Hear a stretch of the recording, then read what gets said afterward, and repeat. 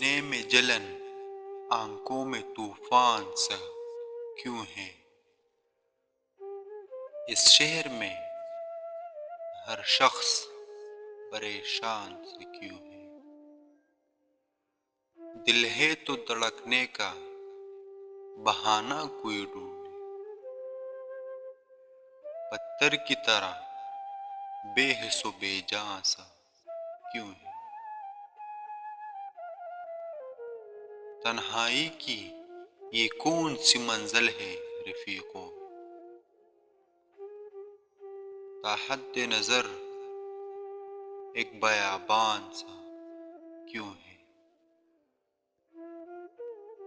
ہم نے تو کوئی بات نکالی نہیں غم کی،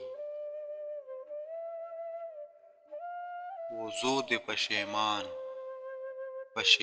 سے کیوں ہے؟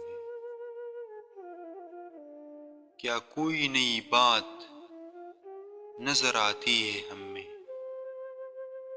کیا کوئی نئی بات نظر آتی ہے ہم میں؟ آئی نہ ہمیں دیکھ کے حیران سے کیوں؟